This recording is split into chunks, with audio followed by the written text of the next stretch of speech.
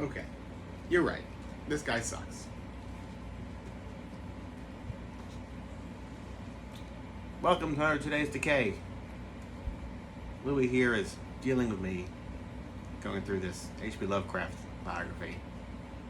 A scholar and biographer, S.T. Joshi.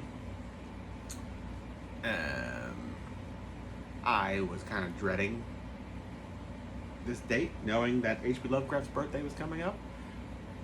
Another Today's Decay. We celebrate births and beginnings of everything important since the dawn of time. So, births of artists, premieres of records, movies, births of writers, case in point. Anything that happens on the day in question to give pause for thought and remembrance in some form or another. Celebrate their work, their life, their struggle. Because it's not easy to create art in this world, right? Yeah. Except in 1890, H.P. Lovecraft was born, and it's really not the exception. There's a lot of examples of this. But it's very timely with the fantastic October Country, Lovecraft Country,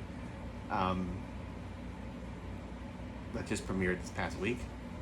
That takes all this head on, and this is not the first time in pop culture that Lovecraft's I was going to say Lovecraft's faults, but let's say the reality of Lovecraft, more to the point, has been called into question in the last 10 years or so at the Necronomicon, as well as a couple of other prestigious science fiction, weird fiction award ceremonies have actually taken its head on, and rightfully so. It's a difficult topic, and one that I really wasn't sure how I wanted to address. But then I watched the Democratic National Convention, and I heard President Barack Obama say some really inspiring stuff about how screwed up our nation was, I guess has always been, is, and what we're striving to move away from. And yet, all right, Cliff Note version. So he's talking about the Declaration of Independence and our founding fathers, and he's talking about, well, for one, he's talking in complete sentences, and has a really clear beginning, middle, and end to what he wants to say. And one of the things he was saying was that we live in a country that, while isn't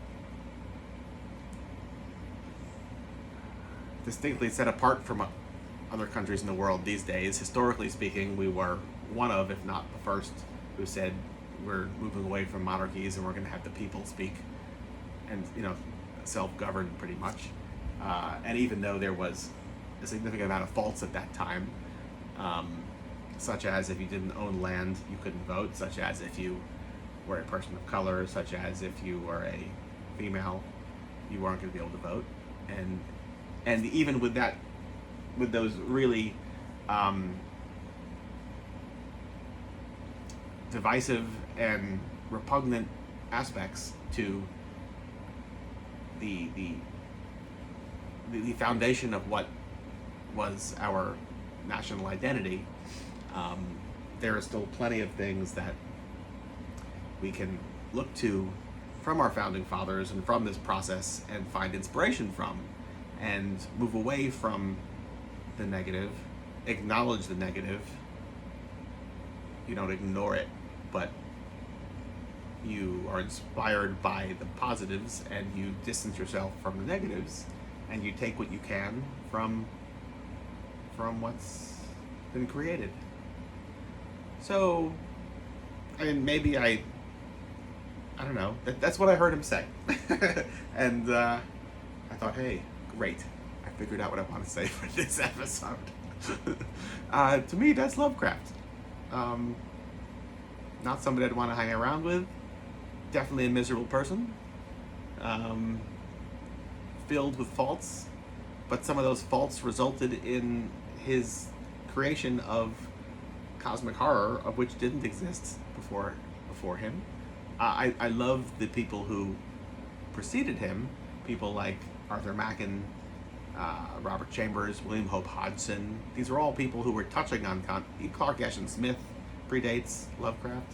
These are all people who were touching on things that he kind of melded together and put his own stamp on, of which became cosmic horror as a whole, as opposed to, say, like old dark house Victorian Gothic literature.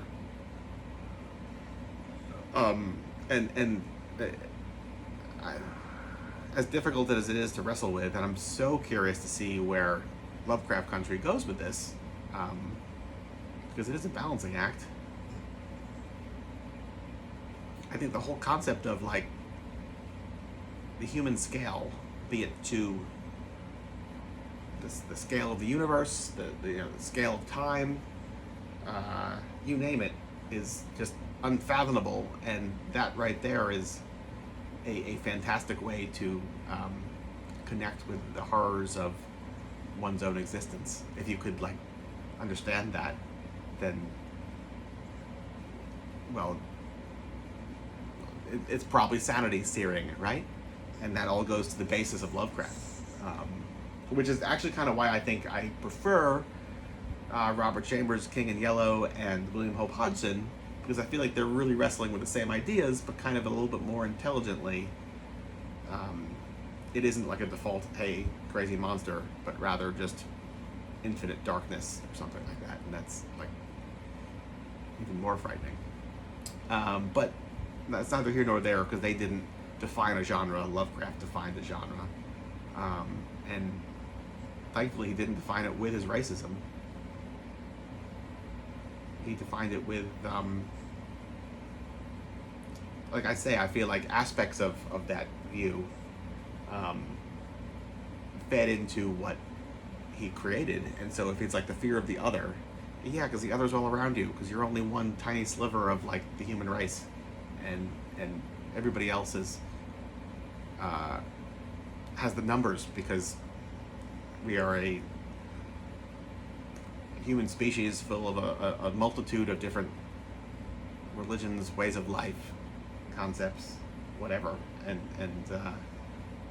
if that dynamic somehow, he came to New York and was scared that there were so many people here of different types than himself, that like if that dynamic scares you, yeah, go back to Providence.